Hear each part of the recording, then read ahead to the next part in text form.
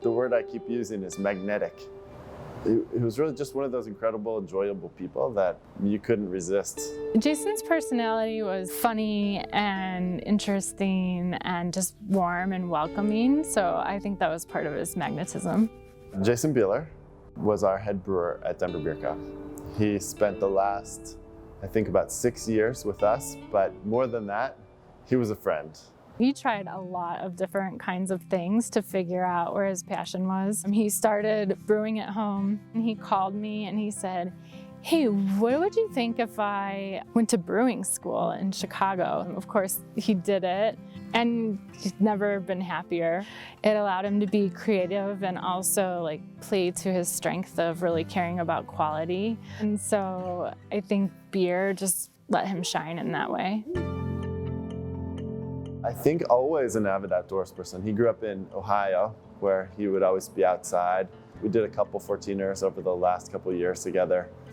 I think that he was most comfortable when he was outdoors, especially in the mountains. I think it was kind of like his church. He just liked being by himself with nature. He would love to be alone as well. For somebody as outgoing as Jason, he would love to be alone. And so when he had an opportunity to go do a solo hike, I think he really thrived there. He took a trip this fall up to the Maroon Bells where, he could just be alone and have that time to, reflect and hike, and as we all need. And he had a very unfortunate fall on this circumstance. He wasn't unprepared. He wasn't unskilled, he was unlucky. The kind of unlucky that leaves a lot of people really, really missing him and really, really sad. That was November 6th. It's the hardest thing I've ever been through. I think it's really hard to grieve both the loss of my partner of 20 years, but also to be a witness to my children's grief. He loved nothing more than being a dad. My kids looked up to him so much. And so we've had many hard days, and we miss him every day.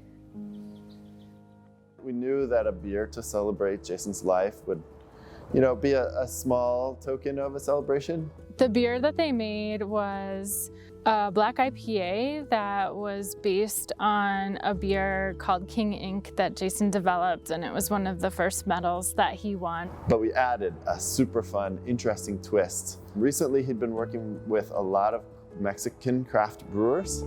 He had identified a Mexican flower called Rosita de Cacao, and we threw that in. The combination of that black IPA and the Rosita is just really interesting, and I think it does a great job of representing Jason. It's called Sunrise Sensei. Sunrise, you could have 6 beers with Jason, or maybe 14, at a beer festival, and the next morning he was up first. He was always up first. And Sensei was just because we were learning from Jason, always. His friends we've never met, they had a nickname for him, Sensei. So Sunrise Sensei is a fitting tribute. There was nothing that he loved more than to, work really hard and be thoughtful about a recipe, and then to see somebody in the tap room enjoying it. Beer just brought people together, and he would love that we would raise our glass to him and have a beer in his honor. And I like to think that every time that happens, he's there with them, enjoying it with them.